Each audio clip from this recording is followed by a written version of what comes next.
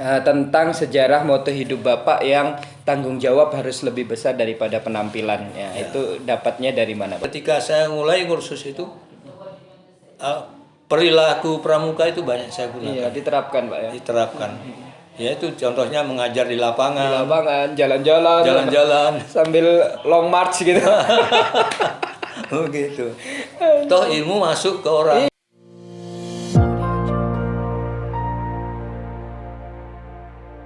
Bismillahirrahmanirrahim. Assalamualaikum warahmatullahi wabarakatuh. Waalaikumsalam warahmatullahi wabarakatuh.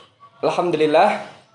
Pagi ini kita jumpa lagi di channel BSC Pare, podcast seputar sejarah dan hikmah bersama ayahanda kita, Bapak Galan.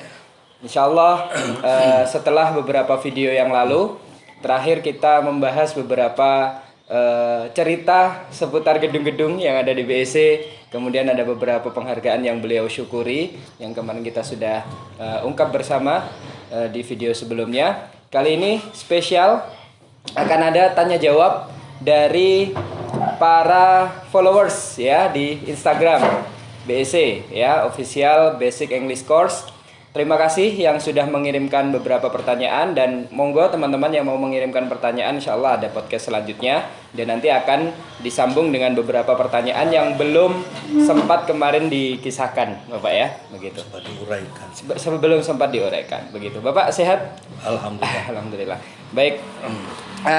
Ini langsung saja kita menuju ke pertanyaan pertama dari milaa.a7.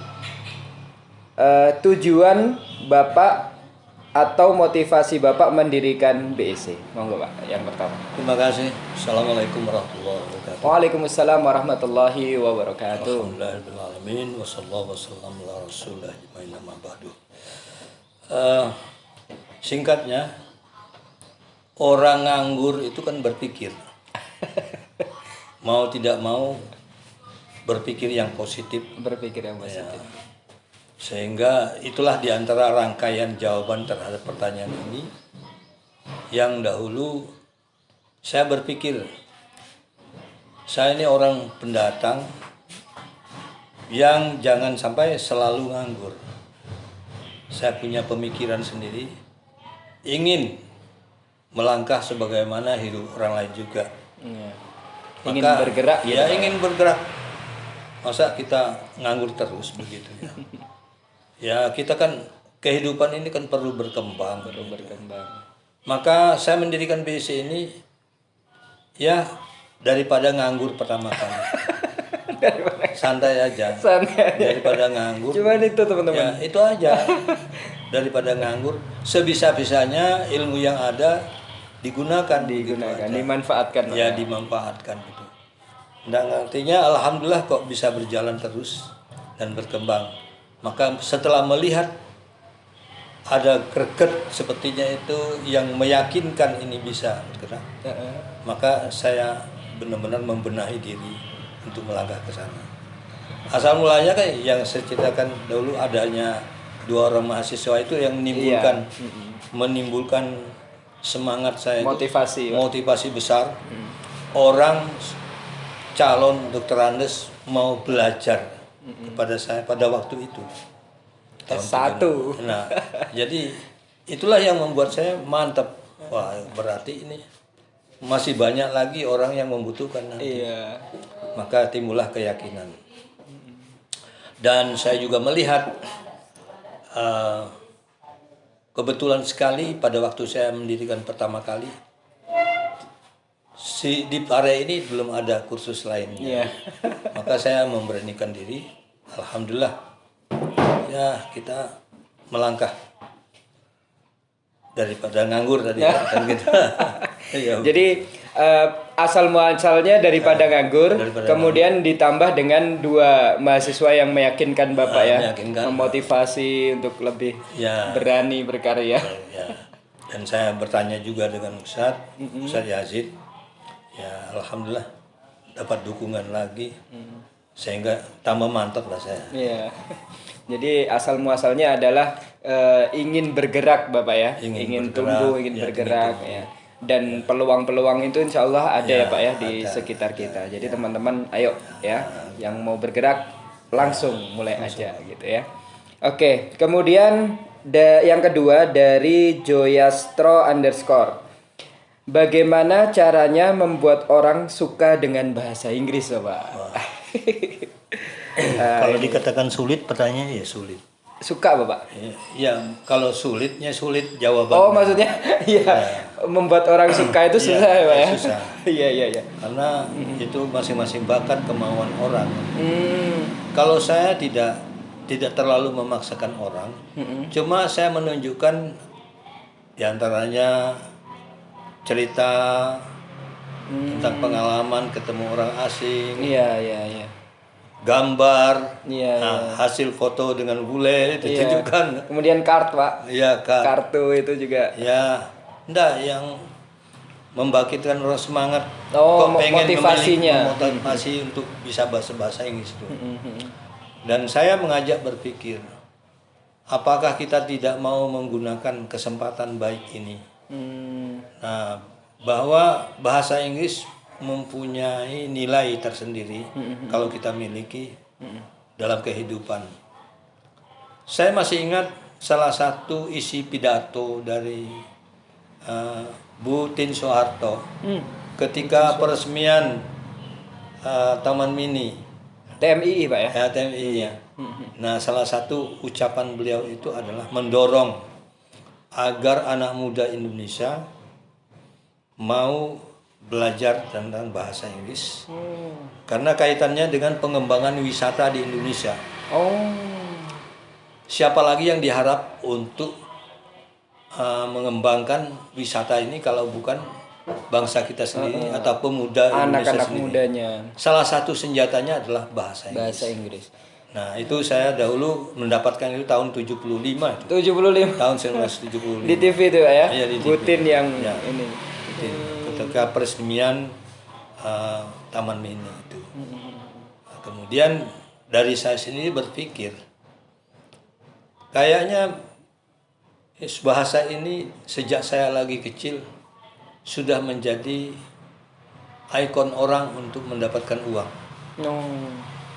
Ya, ya pada waktu saya akan berangkat ke Jawa tahun 1972, saya sudah mendengar bahwa di Samarinda itu ada kursus bahasa Inggris yang saya perkirakan saya tidak bisa bayar. Berarti itu kan mahal. Mahal, Pak ya? Mahal nilainya. Dan juga selain daripada itu mahal, ya menurut saya inilah salah satu langkah untuk meningkatkan kualitas pribadi, saya pikir. Orang punya bahasa Inggris kayaknya kok punya style tersendiri, Pak ya. Tersendiri begitu. Makanya saya tertarik juga. Itu. Iya. Ya, padahal dari kampung gitu, Pak ya. Iya, dari kampung. Tapi motivasi untuk bisa bahasa Inggris itu. Jadi Bapak akhirnya menceritakan itu ke beberapa siswa siswa untuk memotivasi mereka agar suka gitu, Pak ya. Suka. Untuk belajar bahasa Inggris.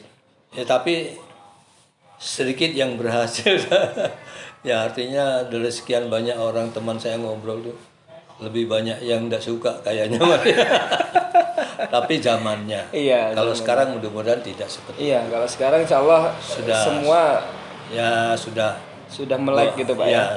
Sudah mulai butuh. Ya, sudah mulai mengerti tentang kebutuhan bahasa Inggris. Dan memang kenyataannya juga kalau orang belum pernah melihat di taman wisata adanya guide, saya pikir memang tidak akan tertarik. Oh iya, benar. Nah, kalau pernah ke tempat wisata melihat ada orang Indonesia, anak muda Indonesia kok berhadapan dengan bule, ngobrol, kemudian dia mendapat upah dari orang asing, itu mungkin bisa narik. Iya, benar. Ya, barangkali begitu. Iya, dan pekerjaan yang lain tentu saja, Pak ya. Selain guide juga banyak berhubungan dengan bahasa Inggris. Di perusahaan juga kan banyak. Ya, minimal kalau saya bisa mengajarkan itu sudah satu keuntungan. Bisa mengajarkan itu minimal ya, Pak ya. Itu ya lapangan kerja sudah namanya. Walaupun terserah orang memberikan nilai yang paling rendah juga saya terima. Yang penting itu sudah saya jalani. Ya. begitu. Iya, dan mengajarkan bahasa Inggris dan siswa-siswanya lebih dari mengajar bahasa Inggris sudah ada yang keluar negeri, masya Allah. Alhamdulillah.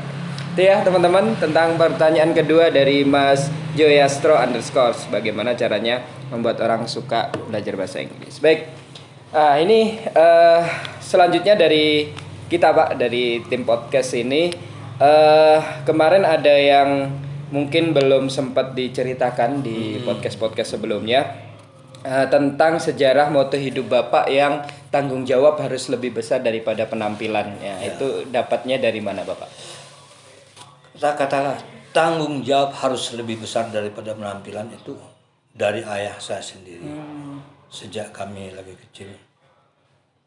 Kalau dibahasakan saya masih kurang enak dengan bahasa. Kalau yang bahasa Kalimantannya Pak ya. Jangan banyak bergaya aja. Oh gitu ya Pak. Ya benih-benih tanggung jawab punya orang. Oh itu bahasa Kalimantannya gitu. Bahasanya gitu. Iya. Jadi kalau saya lihat, karena kalau dalam bahasa saya, bahasa Kutai itu seringkali orang kalau kelihatan bergaya macam aksi sekali gitu. Disebutnya aksi sekali. Alah aksi aja, tahu apa. Gitu Pak ya. Nggak bisa apa-apa. Nah itu jadi akhirnya itu masuk ke dalam hati saya. Bapak saya dulu. Karena ya memang tepat sekali saya mulai naik remaja diberi umpan dengan ini ya. Cocok sekali. Iya, saat umur-umur itu Pak ya. Umur itu. Jadi memang banyak orang sukanya bergaya aja. Bayangkan ya maklum zaman itu ya. Iya. Punya baju 5 maunya ditunjukkan semua kepada orang. Jalan pagi ganti, nanti ganti jam sekian ganti, nunjukkan ya gaya kan begitu. Nah, jadi kalau bergaya begitu apa hasilnya gitu. Iya. Jadi makanya ayah saya dulu tidak ingin saya seperti itu. Inginnya jadi orang yang bertanggung jawab, tangguh dengan suatu kehidupan. Jangan hanya ingin show saja. Gitu Pak ya ceritanya itu tentang moto hidupnya Bapak, tanggung jawab harus lebih besar daripada. Ya memang kalau kita mau menguraikan, memahami tanggung jawab harus lebih besar daripada penampilan itu, ya boleh kita pikir lebih tajam ya. Orang kalau ingin bergaya saja banyak, artinya menunjukkan gaya hidup atau gaya sikap bagaimana saja dengan kehebatan yang dibuat-buat itu kan ketahuan juga.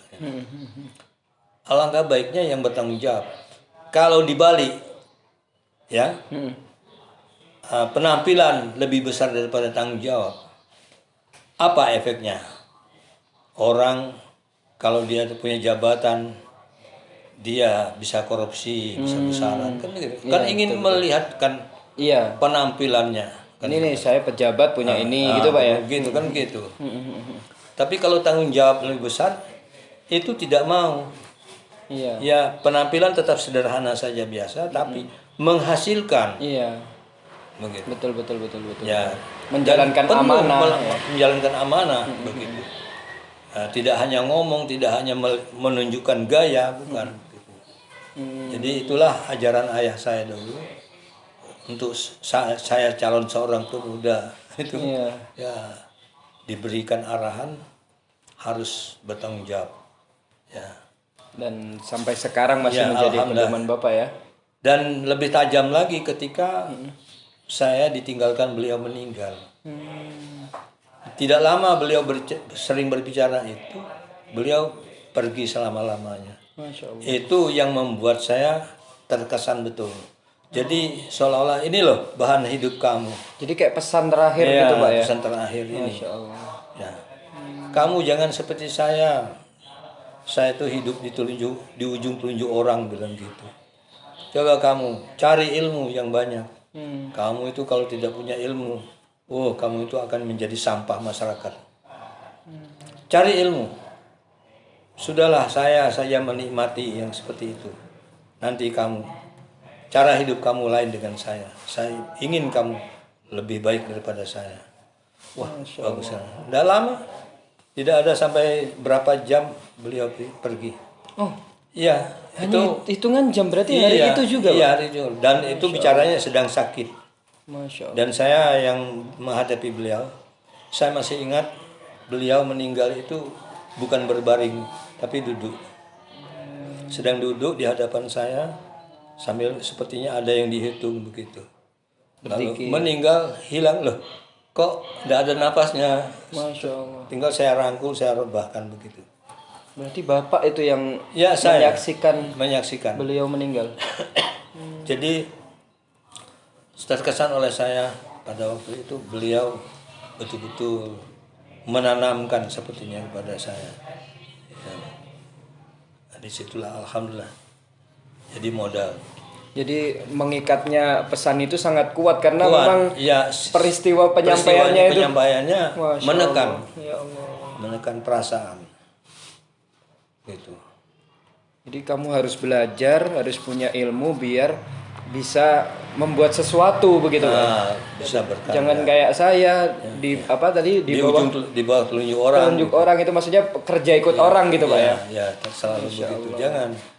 Kamu harus jadi orang yang kreatif gitu. Masya Allah. Wah, dalam sekali teman-teman. Masya Allah. Saya juga Yang saya heran beliau itu tidak sekolah tinggi.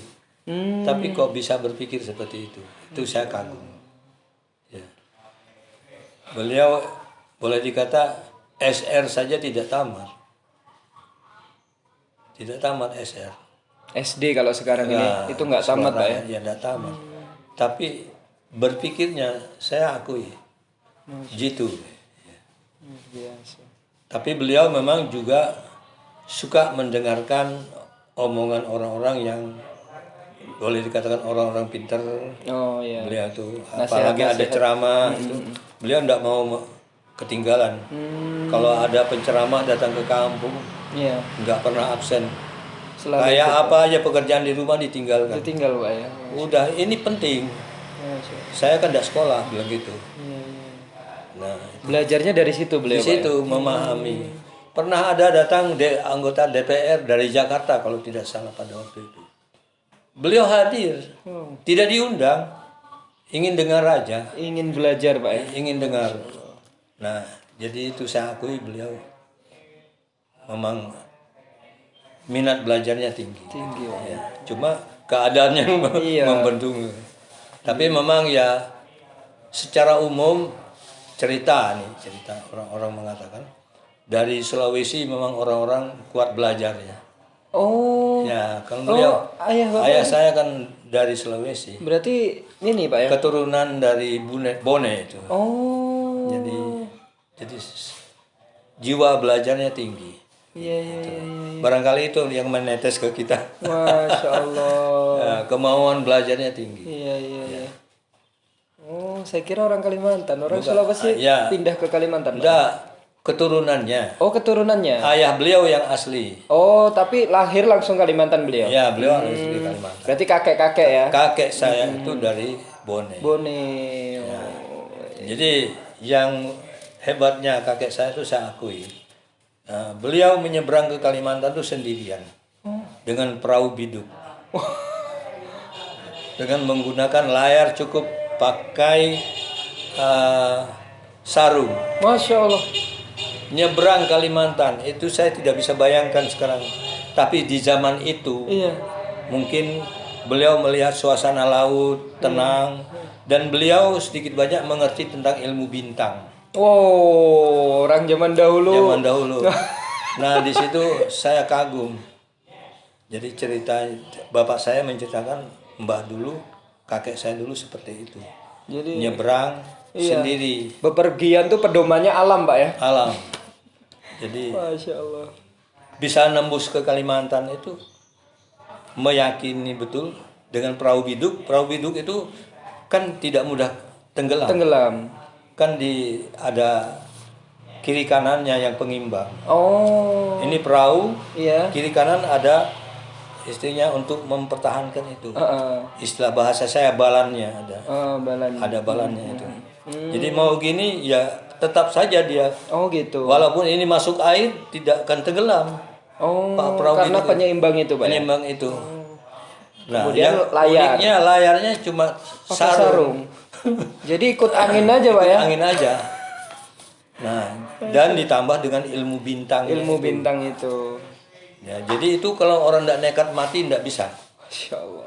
Nah, itulah barangkali netes kepada cucu-cucunya barangkali. Akhirnya Bapak berani ke Jawa. Mudah nekat, tapi kita kan dibanding dengan itu enggak dekat-dekatnya, jauh lebih berani. Sudah ada kapal ya Pak kalau Bapak ya. Kalau saya kan sudah naik kapal itu. Masya Allah. Tapi nekat perjuangan Nekatnya itu di situ jiwa ada. beraninya.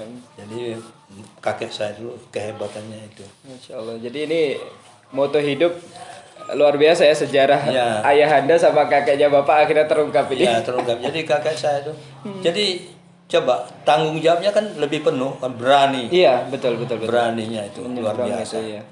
Orangnya kan biasa saja. Jadi penampilannya biasa-biasa saja, tapi keberaniannya itu, tanggung jawabnya itu lebih. Tanggung jawabnya lebih. Dan saya tidak mengerti sejarahnya mengapa beliau melakukan itu. Kita tidak tahu. Itu rahasia Allah itu. Iya. Oke, saya tidak tahu. Apa sebabnya kok berani seperti itu? Mungkin ada sesuatu di balik itu yang kita tidak tahu. Cuma kesimpulannya menurut saya ya termasuk judul yang saya miliki, Revolusi Hidup. Revolusi hidup Pak ya. Boleh, Berarti yang sudah melakukan revolusi hidup termasuk kakeknya Bapak juga. Iya itu. Masya Allah. Revolusi Hidup itu sudah. Ya. Sehingga diam di Kalimantan, berkembang.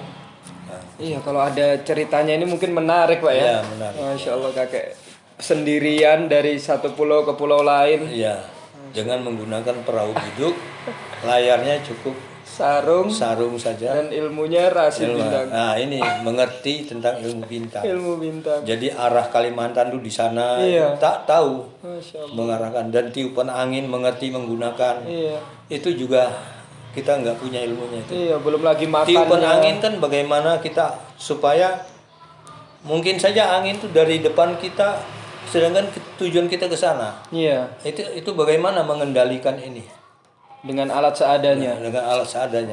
Itu kan susah diterima oleh rasio itu.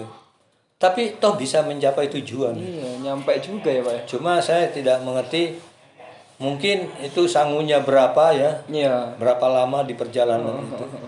Ya, mungkin sudah diperhitungkan. Iya, iya. Dan memang orang dulu itu ilmunya kan macam-macam. Bahkan ada orang-orang sampai sekarang di antara orang-orang pelaut itu kan ada yang bisa minum air laut. Menawarkan artinya, Iya, menjadi tawarkan dengan ilmunya ya Pak. dengan ilmunya. Air laut yang begitu pahit bisa diminum. Ini kan satu hal yang susah diterima oleh rasio. Iya, iya. Nah, begitu. Orang dulu bisa Pak ya. Ya, orang dulu bisa. Tapi Bapak masih nyempati kakek Bapak? Hendak nyempati. Oh, hendak nyempati. Hendak nyempati. Sudah berpuluh tahun sebelum saya lahir sudah tidak ada. Sudah meninggal. Ya, sudah. Cuma ceritanya yang Iya, iya. yang nyangkut itu. Iya, berarti pendatang ya Pak ya ke Kalimantan itu ya. Iya. Ya, itu teman-teman tentang moto hidup yang luar biasa dari Bapak ya, sejarah Bapak. Oke, kemudian yang kedua ada temanya sabar menanti hikmah Pak. Nah, ada cerita Bapak pernah mengikuti sebuah pengumuman beasiswa, kemudian Bapak mengajukan. Iya Nah, betul. itu, Pak. Nah, perlu saya ceritakan. Itu kejadian itu sekitar tahun 67. 67. 67 di kampung saya itu dapat pengumuman dari Pak Camat bahwa anak muda di kampung bagi yang berkeinginan tuh belajar ke luar daerah. Jadi kecamatan kami itu kalau tidak salah ada 4 desa cuman. 4 desa Pak ya, 4 satu desa, kecamatan. satu kecamatan cuma 4 desa. Lah di antara anak dari 4 desa ini salah satunya saya. Kami berlima ya berangkat mengurusi untuk mendapatkan Beasiswa. beasiswa mulai dari kepala desa sampai kabupaten. Berkas-berkas itu Pak ya. Berkas-berkas itu karena di kecamatan kami berdiri 5 perusahaan asing, perusahaan penebangan kayu. Nah, itu punya tanggung jawab untuk memberikan beasiswa kepada anak muda yang berada di desa-desa tersebut. Oh, jadi beasiswanya tuh dari perusahaan-perusahaan itu. Oh, ya. Maka saya mencoba mengurus. Kami berlima berangkat, kebetulan sekali teman saya berempat dapat, saya tidak. Aduh, sakit rasanya, tidak dapat sendiri, orang lain dapat. Iya. Saya pada waktu itu hampir frustasi, mangkel lah. Nggak tahu kenapa-kenapanya Pak? Iya. Gagalnya itu. Itu ketika saya urus ditanyakan, disuruh sabar saja. Nanti kamu dapat, nanti kamu dapat. Oh gitu aja Pak? Ya. Jadi sampai berbulan-bulan orang lain sudah berangkat semua, saya masih terkatung-katung di kampung. Insya Allah. Akhirnya saya untuk melegakan hati, saya ketemu dengan seorang yang saya anggap bisa memberikan motivasi. Yaitu Kiai Haji Asli Husaini. Ustaz Asli Husaini. Saya datangi ya beliau pada waktu itu belum digelar orang Kiai Haji. Belum ya? Masih disebut Pak Asli Husaini. Pak Asli gitu. Ya. Beliau mubalik. Dan beliau pernah juga menjadi pimpinan KUA Kota Tenggarong. Gitu. Iya. Nah, maka saya menjumpai beliau untuk saya ceritakan permasalahan saya untuk mendapatkan motivasi dari beliau. Beliau bilang kepada saya, kamu harus bisa menanti hikmah. Harus bisa menanti hikmah. Allah kapan dia memberikan ujian kepada umatnya, itu menandakan dia akan memberi sesuatu di satu saat nanti. Asalkan umat ini mau tahu diri, mau bersabar. Mau tahu diri. Jadi jangan gersah-gerusuh kamu mendapatkan ujian lalu kamu putus asa, stres lah. Enggak perlu panik, enggak perlu. Ya, kamu dekatkan saja kepada Tuhan diri kamu. Banyak-banyak kamu sholat malam, begitu disuruh. Ya. Pasti ini Tuhan akan memberi kamu sesuatu yang lain daripada yang lain. Kemungkinannya begitu. Masya Allah. Kamu kejar saja terus. Jangan kamu lupa, Tuhan tuh pasti dia memberikan sesuatu yang positif nanti. Iya. Untuk sementara memang kalau dia kasih sayang dengan salah satu umatnya, dia berikan ujian. Iya. Nah, kalau umat ini tahan dengan ujiannya, dia akan beri sesuatu. Dengar kata-kata itu, hati saya tebal rasanya. Saya pulang ke rumah dengan senang hati. Timbullah ide tadi, ketambahan dengan mendengar ceramah dari Pak Ja'far Shiddiq yang membakar semangat. Kita ketika ceramah, cerita saya yang lalu. Nah, wah, kata saya benar ini. Lalu dapat. Alhamdulillah, walaupun begitu sulitnya sampai 3 tahun saya cari biaya untuk melangkah ke Pulau Jawa. Tuhan kabulkan juga. Iya. Ternyata insya Allah saya tidak kalah. Hebatnya. Tidak kalah sukses. Beruntung. Tidak kalah sukses dengan teman-teman yang saya. Yang dapat beasiswa. Ya, itu tadi. Alhamdulillah. Dan mereka mendapat beasiswa tidak ada yang ke Jawa. Oh. Hanya ke Balikpapan, hanya ke beasiswa itu sekolah di daerah situ juga, iya, Pak? masih di situ saja. Kan ini orang kampung, dari pedalaman. Ada yang disuruh. Ya, pergi ke kota lah. Ke kota lah. Gitu aja biasanya.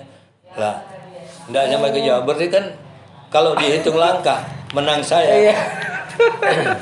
Ya. Kuncinya sabar ya, Pak ya. Dan berusaha. Betul. Tidak bisa sabar saja, tidak bisa. Berusaha saya tidak sabar ya tidak bisa. Iya, harus imbang. Jadi harus imbang.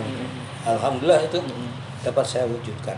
Jadi teman-teman kalau dapat ujian Jadi harusnya nggak langsung Ya, lemah, give ya. up gitu Pak ya. Ya. Karena ya memang kita nggak tahu di balik Nggak tahu, ya. di balik itu apa gitu. Maka Ustadz Hasis ini Iya. bilang sabar menanti hikmah. Sabar menanti hikmah teman-teman ya. Buat siapa-siapa yang sedang mendapat ujian ya, sabar menanti hikmah. Ya, Insya di Allah. corona ini. Ya, corona ini. Ada hikmah Iya, barangkali. insya Allah setelah corona ini, ketika kita lulus ya ujiannya, insya Allah ada sesuatu hadiah dari Allah ya Pak ya. Masya Allah. Ini Positive luar biasa. thinking saja. Positive thinking aja. Nggak dapat beasiswa, dapatnya ke Jawa ya Pak. Malah punya bisnis Malah punya. Alhamdulillah. Masya Allah luar biasa ini ya dari beliau.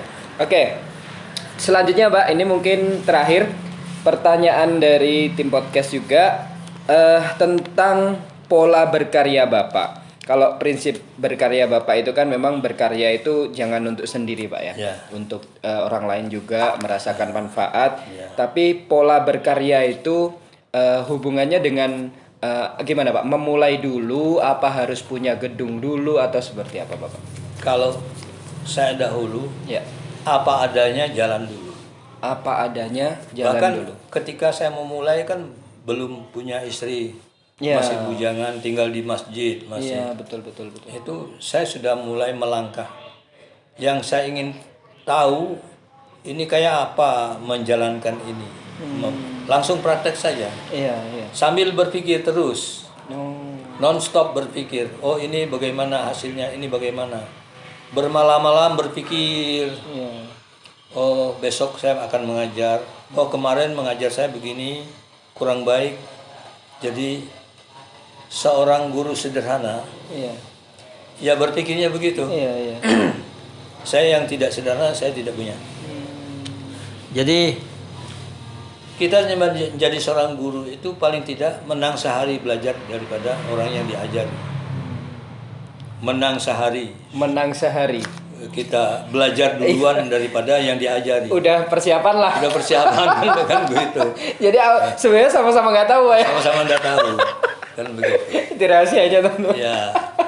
Dan ketika pertanyaan yang hari ini Iya. kita merasa sulit dan kita ketemu jawabannya, besok hari ketika kita menghadapi orang lain lagi, kita akan naik pintar kita bisa memecahkan masalah ini dengan gampang. Iya. Karena pengalaman kemarin Karena pengalaman lain. Dan itu orang lain termasuk baru Pak ya. terbaru. Baru. Nah, itu. Jadi jangan takut untuk menjadi Iya, guru ya. Betul Ya, teman-teman. begitu. Jadi mulai aja dulu Pak ya. Mulai saja.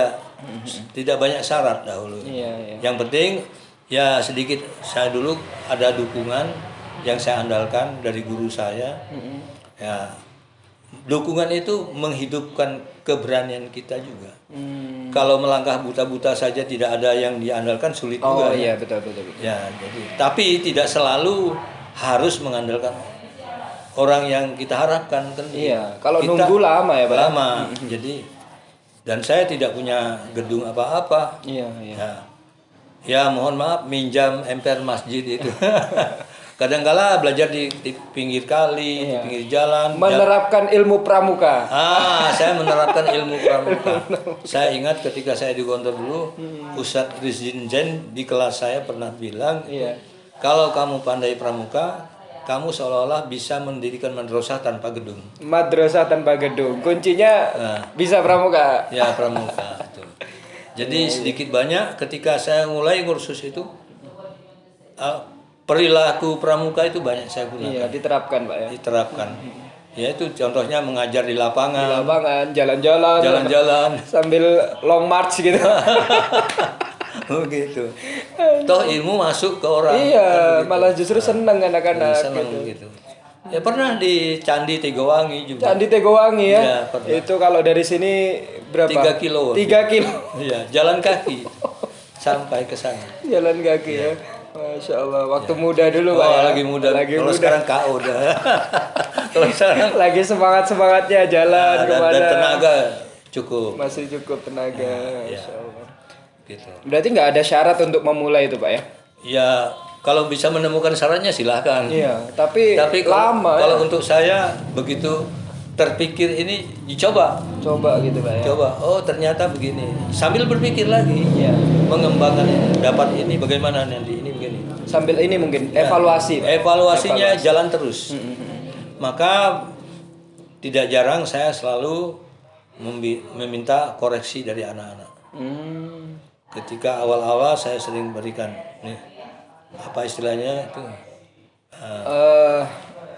Ya kayak pesan apa ya? Ya. Kuesioner gitu Pak ya. ya saya berikan tas kepada mereka. Tolong tulis yang kamu tidak suka tentang cara saya mengajar. Itu alhamdulillah itu menguntungkan. Iya, berarti terbuka dengan Oh, masukan. terbuka, iya. Iya. Masukan. Walaupun itu murid Pak ya. Iya. Lah mereka kan orang pintar juga sih. Iya, betul. Orang sekolah juga kan. Tentu saja dia punya pengalaman juga. Kita hargai. Nah, di situ kita dapatkan pengalaman. Dikoreksi. Oh, Bapak seringkali membelakangi. Ada. Oh, Bapak seringkali itu ngomong terlalu cepat. Oh, gitu Pak ya. Ya. Bapak sedikit banyak sering gampang emosi. Itu semua modal. Itu belak-belakan nulisnya Pak. Belak-belakan ditulis. Saya bilang di kertas itu kamu tulis nama boleh, tidak tulis nama. Sekali kamu tulis nama, kamu tidak akan saya panggil, kamu tidak akan saya Iya, marahi. dirahasiakan. Rahasiakan. Saya tidak mau. Yang penting Bapak dapat pesan dari mereka. Saya dapat pesan dari kamu itu mahal nilainya, saya bilang. Itu menguntungkan saya nanti. Iya. Ya. Alhamdulillah lewat itu. Masya Allah, berarti Ya. terbuka dengan masukan-masukan. Ya, masukan-masukan itu menguntungkan. Iya, berarti kalau bukan pengajar berarti kalau misalkan jualan berarti dari customer gitu Pak ya. Masukan dari Ya. yang beli gitu. Ya bagus juga Mbak ini saya ibaratkan Orang kita jualan. bikin warung. Warung, misalnya. ya. Saya jual nasi begitu. kurang nah, apa? minta koreksi dari Iya, orang betul, yang betul, makan. Apakah asinan? Iya. Apakah ini lauknya terlalu bagaimana gitu. Mas kopinya terlalu pahit nggak gitu ya Pak ya? Begitu. Gitu ya Pak ya? Barangkali seperti itu. Iya. Oh. Dan itu ini ya merubah juga Pak ya? Iya, mengubah. Mengubah. Ya jauh lebih baik harapannya kan. Pasti. Pastinya begitu lebih baik. Ini yang saya rasakan sampai tua ini berkat adanya koreksian itulah kita banyak maju jadinya. Bahkan kadangkala itu ejekan isinya itu. Nah, itu Pak. Itu pun saya tahan saja. Gimana Pak? Pas baca itu Pak. ya, ya pedas memang rasanya. Tapi Tapi untuk ya, kemajuan ya tidak apa-apa. nggak masalah ya Pak ya. Ya. Pernah ada langsung di hadapan saya itu. Kan pernah ditanya oleh teman-teman itu. Teman-teman yang belajar itu. Pak, ketika itu saya kejadian itu di MPR rumah tuh. Iya. Ketika belum punya gedung. Ada yang nanya, apa planning Bapak dalam kursus ini ke depan? Kami ingin tahu Pak. Saya jawab terus terang, saya ingin punya tempat, ingin punya gedung, lalu ada kursi. Kalau perlu kursinya bisa pakai roda, saya bilang. Ada salah satu anak itu yang ketawa ngakak di hadapan saya, hahaha kayal katanya. Oh gitu Pak. Iya. Itu kayal. Kayal bilang. Oh, Masya Allah. Ya. Tapi saya tidak sakit hati dia bilang kayal. Justru ini obat bagi saya, harus saya capai. Harus dibuktikan. Dan buktikan. Ternyata dapat saya buktikan. Ternyata bisa Pak ya. Bisa. Masya Allah. Nah, orangnya tidak berani ketemu saya setelah itu. Saya berhasil, orangnya tidak pernah mau jumpa saya. Nah, Masa Ya. ini ya tuh poin khayal gitu. ya dia langsung di hadapan saya. Masya Itu hayal katanya. Maksudnya tidak mungkin terjadi. Orang hidup gitu kok pengen punya gedung kayak apa gitu. Tapi dia tidak tahu jalan pikiran saya. Iya. Ini sangat mungkin menuju bisnis nanti. Nah, pikiran saya kan beda dengan pikiran dia. Iya. Dia melihat saya kenyataan sekarang. Kalau saya mengandalkan saya ini ingin berpikir terus. Iya. Selalu mencari jalan keluar, selalu berusaha. Selalu bertanya kepada orang, mencari bagaimana caranya. Nah, alhamdulillah. Ya, berkembang pikiran. Iya. Ternyata setelah saya bangun gedung pertama kali, orang itu sampai sekarang tidak pernah ketemu saya. Tidak berani. Jadi menjawabnya dengan pembuktian Pak ya. Ya, pembuktian. Iya. Ya. Ya pernah juga saya bahasa Inggris saya dikoreksi, pernah juga. Ya dikoreksi dengan jarak jauh seperti itu. Nah, kata-katanya Pak Kang tuh bahasa Inggrisnya paling bisanya hanya ngomong dengan temannya sepondok aja. Kalau ketemu bule mana bisa apa-apa itu. Gitu Pak ya. Ya begitu kan. Nggak lama habis orang tuanya ngomong, sekitar 1 minggu ada bule dibawakan oleh anak-anak. Dari Bule, Borobudur. ya, enggak dari hotel Oh. Pare itu. Dari Pare. Ya. Kalau tidak salah hotel dulu ada hotel kecil-kecilan, Hotel Selamat di situ. Hotel Selamat. Nah, itu dibawa anak orang Belanda laki suami istri Ke sini. ke sini jumpa saya. Lewati orang yang ngomong itu. Katanya cuman bisanya ngobrol sama teman pondok. Teman pondok aja. Ya udah langsung. Kalau dengan bule itu enggak bisa apa-apa bilang gitu. Ternyata saya buktikan nih suaminya sebelah kanan saya, istrinya sebelah kiri saya di tengah-tengah. Tengah. Dari Masjid Darul Falah menuju ke tempat sini. Jalan gitu Pak Ya, ya. jalan pulang. Saya sudah menikah pada waktu itu. Bahwa saya buktikan ini loh. Makanya ketika ada lagi orang Belanda datang ke sini, saya ajak mereka berjalan keliling Kota Pare ini. Ya. Jalan kaki. Itu lebih pembuktian lagi. Iya. Jadi memang untuk langkah awal dulu saya perlu perjuangan seperti itu. Iya, betul. Untuk meyakinkan orang bahwa kita memiliki bahasa Inggris itu. Iya. Jadi Kalau orang tidak melihat bukti, ya bagaimana ya? Iya. Siapapun orangnya susah meyakinkan. Tapi kalau menurut saya kuncinya sikap kita menghadapi ejekan itu, Pak. Itu Iya. betul. Tapi saya alhamdulillah bagaimanapun ejekan itu tenang. Kalau bahasa Jawanya menter, Pak ya. Menter gitu. Justru dijadikan motivasi. Iya. Khayal nggak bisa punya gedung, nggak punya kursi gitu. Iya. Ternyata bisa diwujudkan. Ya seperti juga saya oleh salah satu dari keluarga saya sendiri dulu ketika saya masih dalam persiapan akan ke Jawa tahun 70-an tuh ada di antara mereka yang Pesimis. yang nanya saya, Gimana, Pak? loh kok kamu katanya mau ke Jawa ya? Iya saya bilang, untuk apa? Ya mau belajar. Kok mau belajar? Kamu enggak pantas jadi orang pinter. Itu keluarga, Pak. Keluarga dia, keluarga itu. Ya, kok berani-beraninya mau ke Jawa? Di Jawa itu penduduknya sudah padat. Iya. Paling kamu nanti nganggur di sana, begitu. Ada bahasa nggak pantas jadi orang pinter, Masya Allah. Apa sih sebenarnya yang ingin kamu capai kalau pergi ke Jawa itu nanti? Saya ingin sekali mendapatkan ilmu, yang mana saya ngomong saja nanti dapat uang, saya bilang. Iya. Hahaha, itu tidak mungkin, diketawakan saya. Justru dia ketawa itu membuat saya semangat. Saya diolok-olok. Ya sudahlah, Kang. Silakan sana. Jadi sudah biasa diolok-olok, Iya. tenang aja. Gitu, Pak ya. Ya. Jadi terbiasa diolok orang itu enak. iya. Malah manis rasanya. Ini berarti step yang akan saya capai, kan begitu. Iya. Batu loncatan itu. Ya, Bapak itu berarti menyiapkan hati untuk siap menghadapi itu, Pak ya. Ya. Ya, saya tidak mengerti juga kenapa saya kok bisa begitu. Itu dari Yang Maha Kuasa ya. Gitu, Pak ya. Ya, tidak pernah saya bayangkan sebelumnya. Kok tahan gitu? Iya. Ya. Kan mungkin ada orang yang ketika dicemooh tuh ya balas Iya. atau ya gitu-gitulah nggak terima gitu-gitu, Pak. Itu saya tidak. Terima aja. Dalam hati saya berkata nanti saya akan buktikan. Membuktikan gitu ya. Ternyata bisa saya buktikan. Masya Allah. Setelah terbukti lumpuh semua itu. Tidak sanggup. Iya, itu teman-teman ya.